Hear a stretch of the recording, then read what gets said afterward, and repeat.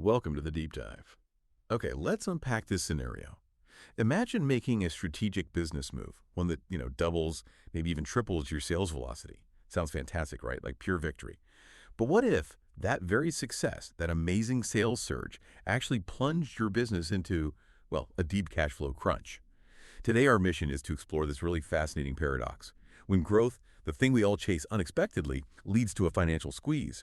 We're going to dive into how one company faced this exact thing and found an extra million plus a year just by optimizing expenses. And this isn't about a failing business model, not at all. It's about navigating the kind of surprising challenges of success, making sure your business can actually afford its own growth. It's surprisingly common, actually. What's fascinating here is just how often businesses, while they're chasing that growth, can inadvertently create these cash flow problems for themselves.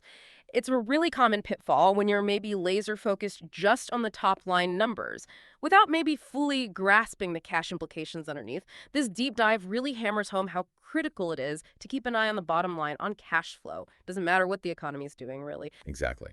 And this story, it comes directly from a company's real experience. They were facing stalled sales. Pretty common issue. They'd try the usual stuff, tweaking the product, the process, even the price point itself. But nothing was really moving the needle. So then they decided to look beyond that, focusing instead on pricing terms. Yeah. Specifically, they had this 12-month program. They experimented with changing how people paid for it. Instead of a lump sum or maybe a couple of payments up front, they shifted to a full 12-month payment plan, making it easier for customers to say yes. And here's where it gets really interesting.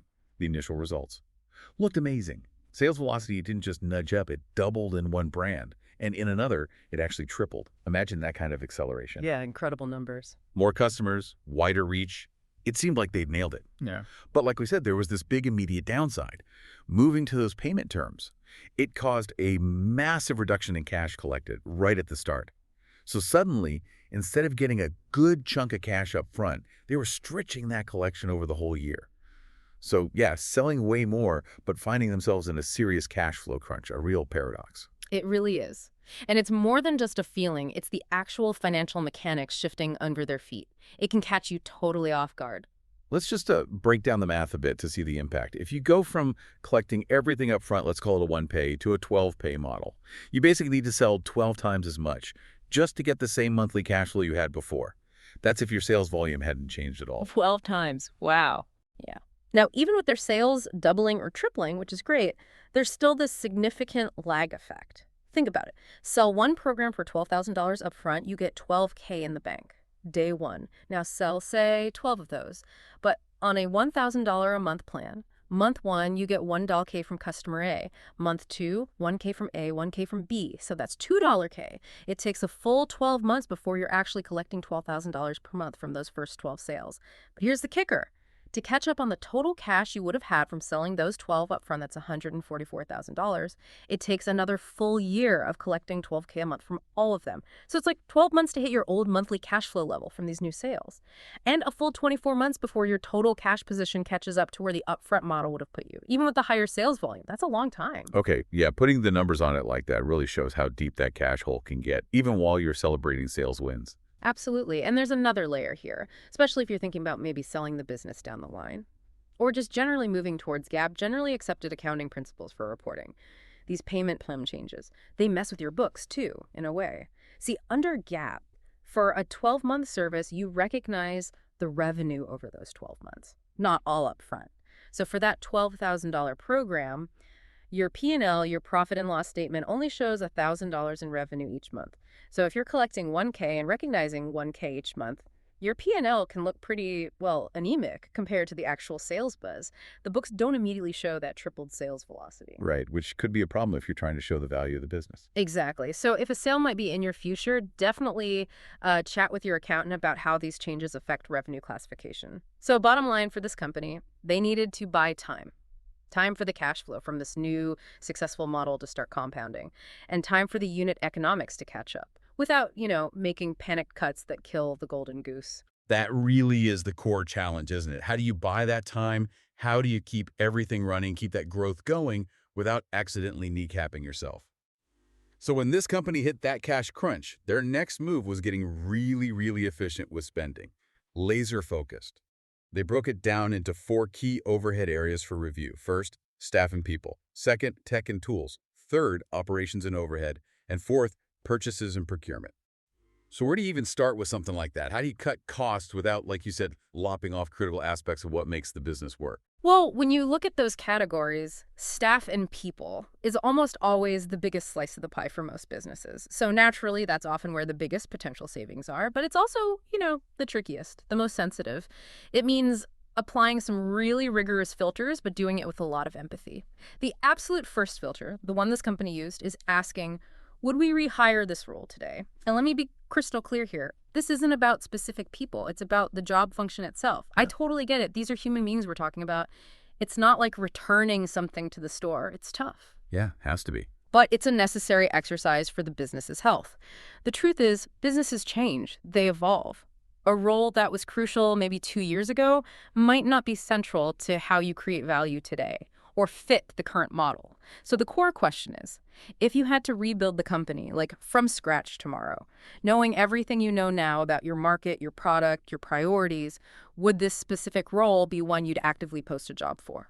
If the honest answer is no, then it's probably leaning towards nice to have, not essential need to have for driving value right now. That's a really powerful way to frame it, rebuilding from scratch. Forces you to be brutally honest about what's essential now. But okay, how do you balance that focus on today's needs versus roles that might be key for, I don't know, future growth or innovation, even if they aren't critical right this second?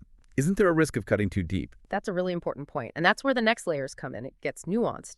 That rehire today filter, it's primarily about current value creation and tackling the immediate cash issue.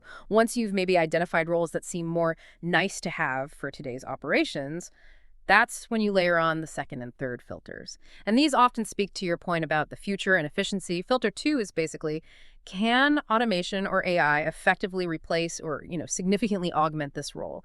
Has technology gotten good enough, cheap enough to do these tasks efficiently? And the third filter looks at whether the business itself has shifted. Have your processes changed? Your customer needs, your products evolved in a way that the value this role used to bring just isn't required anymore. Okay, so maybe a project ended or strategy shifted. Exactly. Strategy shifts, projects wind down, market demands change. That role might now be obsolete internally. So these next filters help pinpoint roles that aren't just non-critical now, but might also be redundant because of tech or internal changes. It's not just about cutting, it's re-evaluating where value comes from and the best way to achieve it now. But the whole principle guiding everything is making smart, strategic cuts. Cuts that don't undermine the sales growth you fought so hard for or your ability to innovate later. You're buying time, remember, not mortgaging the future. Right. That makes the process sound much more systematic. Yeah. So, okay, they applied these filters to staff and people, make some tough calls. What was next? Where did they look for that extra million plus after staffing? Yeah, once they got a clear picture on staffing, the next logical place this company looked was their tech and tools stack. Now, this category, it's usually smaller than payroll, sure, but wow, it can hide a surprising amount of wasted money, almost in plain sight.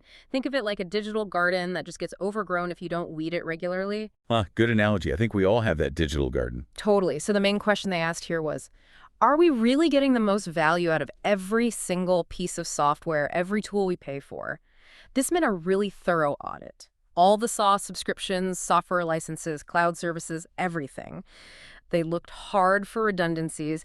You know how different teams sometimes grab similar tools for slightly different things?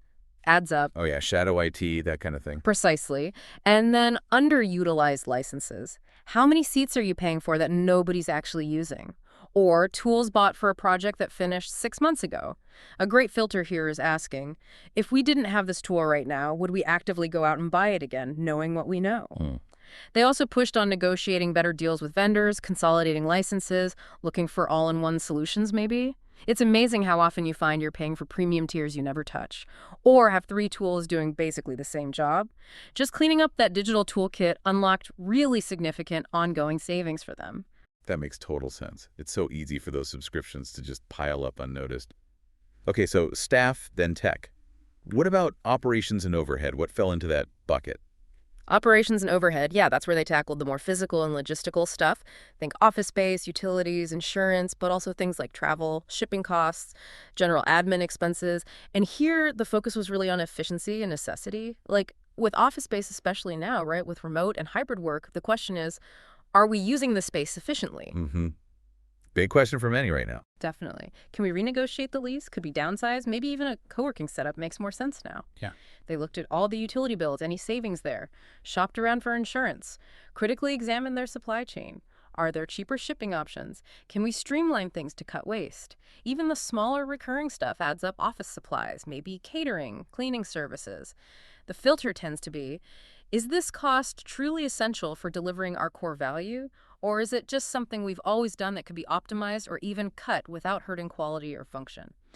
Taking that lean approach really uncovered more savings. It sounds incredibly thorough, just questioning everything. Which brings us to the last one. Purchases and procurement.